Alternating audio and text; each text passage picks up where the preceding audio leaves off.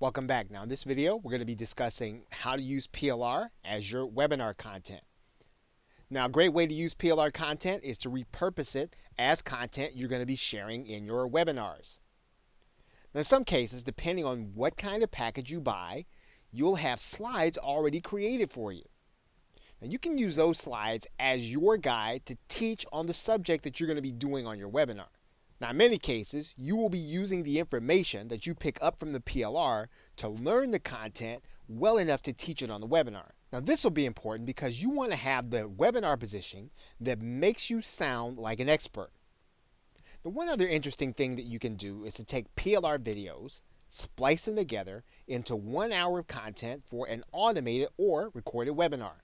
Now, in another sense, since part of what you'll be doing is to rebrand any of the graphics that you get, don't be afraid to use them to make your slide presentation attractive for your webinar. Now, this is easily accomplished by using your graphics as a background image, faded enough for people to clearly read your message.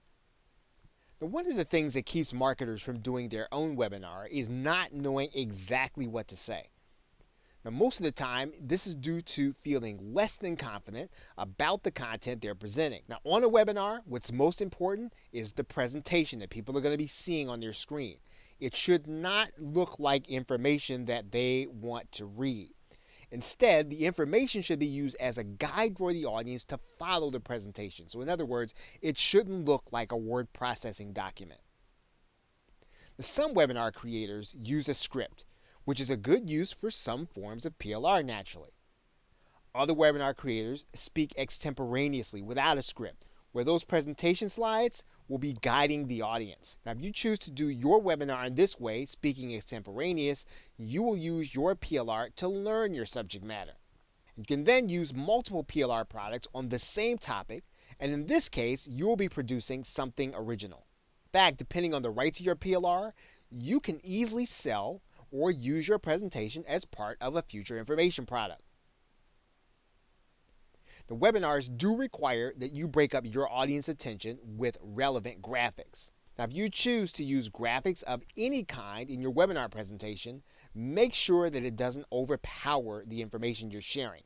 Now, if you want to use graphics to theme your content, you can again take them and create an opaque background or a very light background on your presentation slides. Now, one other thing webinar hosts do to keep people engaged to the end is to promise them a free gift. And this is a great use for a PLR product component. Now, you can do the same thing on a webinar to actually get people to attend. You can promise them a free piece of content or something free. Now, if your goal is to sell a particular PLR product as a result of your presentation, you want to give good content while avoiding telling your audience everything they need to know. Your audience's attention span is probably going to be about 20 minutes long at the maximum.